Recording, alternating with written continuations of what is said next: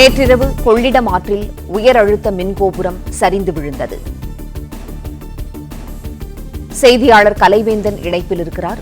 கலைவேந்தன், வணக்கம். கொள்ளிடம் ஆற்றில் விழுந்த உயர் அழுத்த மின்கோபுரங்கள் விவரம் என்ன, சொல்லுங்க. வணக்கம். கொள்ளிடம் ஆற்றில் நேற்று சுமார் 60,000 கனஅடி நீர் திறக்கப்பட்டது. இந்த நிலையில் திருச்சி திருவானைக்காவல் செக் போஸ்ட் சமயபுரத்தை இணைக்கும் கொள்ளிடம் நேப்பியர் பாலத்தின் அருகே உள்ள தடுப்பணையானது நேற்றிரவு வெள்ளத்தால் அடித்து செல்லப்பட்டது. அதன் அருகில் இருந்த உயர்மின் கோபுரம் மெல்ல மெல்ல சரிந்து நேற்றிரவு முழுமையாக சரிந்து ஆற்றில் விழுந்தது. ஏற்கனவே மின்சாரம் துண்டிக்கப்பட்டதால் எந்தவித அசம்பாவித சம்பவம் ஏற்படவில்லை.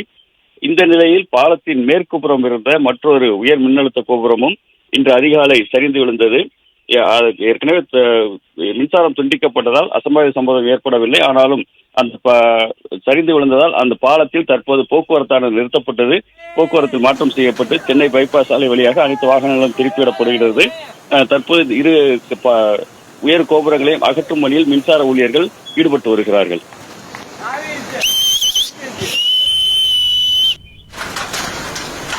நேற்றிரவு கொள்ளிடம் ஆற்றில் உயர் அழுத்த மின்கோபுரம் சரிந்து விழுந்தது. இன்று அதிகாலை 5 மணி அளவில் மற்றொரு உயர் மின்னழுத்த கோபுரம் கொள்ளிடம் ஆற்றில் விழுந்தது. உயர் மின்னழுத்த கோபுரம் சாயும் நிலையில் இருந்தபோதே கொள்ளிடம் பாலத்தில் போக்குவரத்து நிறுத்தப்பட்டது.